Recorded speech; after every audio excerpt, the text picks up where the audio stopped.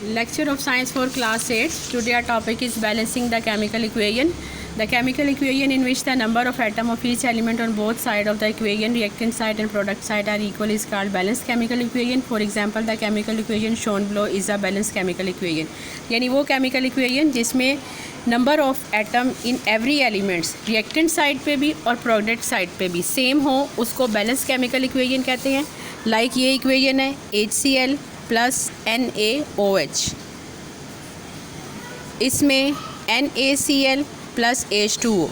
इसमें देखें number of atom H के इधर 2 हैं, यहाँ भी 2 हैं. ऑक्सीजन एक है, इधर भी एक है. सोडियम का एक एटम है, इधर भी एक है. क्लोरीन का एक एटम है, यहाँ भी क्लोरीन का एक एटम है. यानी ये एक बैलेंस केमिकल इक्वेशन है. On the other side the chemical equation in which the number of atom of each element on both side of the equation, reactant side and product side, is not equal is called the unbalance chemical equation. For example, the chemical equation given below is an unbalance chemical equation. H2Cl2 यानी H2 plus Cl2 ये reactant product बनाते हैं HCl. इसमें देखें यहाँ पे hydrogen के 2 हैं, क्लोरीन के भी 2 हैं, लेकिन यहाँ पे हाइड्रोजन का एक है, क्लोरीन का भी एक है. इसका मतलब है कि ये जो केमिकल इक्वेशन है ये बैलेंस नहीं है.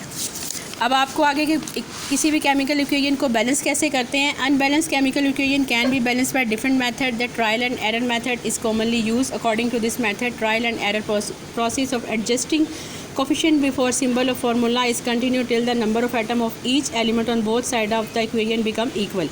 यानी हम trial and error method use करते हैं. इस प्रोसेस में हम हर एलिमेंट के सिंबल से पहले एक कोफिशिएंट ऐड करते हैं और फिर दोनों साइड्स पे नंबर ऑफ़ एटम कंपेयर करते हैं. इस तरह हम बार बार ये कोफिशिएंट चेंज करके इक्वेशन को बैलेंस करते हैं. The working rule for balancing a chemical equation are as follow. Write the unbalanced chemical equation and count the number of atom of each element on both side of the arrow. यानी आप एक chemical equation लिखें, उसके number of atom count करें दोनों sides पे.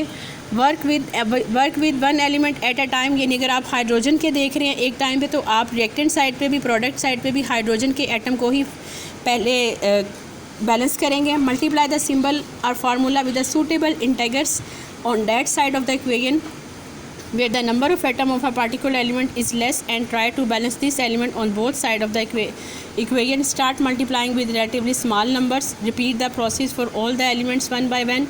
Balance the diatomic molecule like H2N2O2Cl2 at the end. Some example of balancing the chemical equation are given below. हम ये नीचे वाली जो इक्वेशन है, हम ये जो नीचे वाली एग्जांपल्स जो हैं इनको स्टेप बाय स्टेप सॉल्व करते हैं, तो आपको ये जो number 2, number 3, number 4, number 5 rules हैं ये अच्छी तरह से समझ आ जाएंगे. लाइक इन्होंने फर्स्ट एग्जांपल दी है N2 plus H2, nitrogen plus hydrogen इनका प्रोडक्ट है NH3 अमोनिया. अब इस केमिकल इक्वेशन में पहले आप नाइट्रोजन के देखें. नाइट्रोजन के यहाँ 2 एटम है, यहाँ पे नाइट्रोजन का एक एटम है. डैट्स मीन कि इक्वेशन बैलेंस नहीं है. इसमें पहले हम नाइट्रोजन को अगर बैलेंस करेंगे फर्स्ट स्टेप में, तो हम इसको N2 प्लस H2 2NH3. अब ये देखें नाइट्रोजन बैलेंस हो गई, यहाँ 2 एटम, यहाँ पे 2 एटम. अब हाइड्रोजन के यहाँ पे 2 एटम, लेकिन 2 3 6, यहाँ पे हाइड्रोजन के 6 एटम हो गए हैं. इसका मतलब अब हमने हाइड्रोजन को बैलेंस करना है. नाइट्रोजन हमारे पास बैलेंस हो चुकी है, हाइड्रोजन के हमने 6 एटम करने हैं. अगर हम यहाँ पे 2 लगाएंगे तो ये 4 होगा, जबकि प्रोडक्ट साइज़ पे 6 है, इसलिए यहाँ हम 3 लगा के ट्राई करते हैं. 2NH3. अब देखें 2 नाइट्रोजन के एटम, 2 नाइट्रोजन के एटम, इधर भी हाइड्रोजन के 6 एटम, यहाँ पे भी हाइड्रोजन के 6 एटम. डैट्स मीन कि ये 3 स्टेप में हमने ये इक्वेशन बैलेंस कर ली है.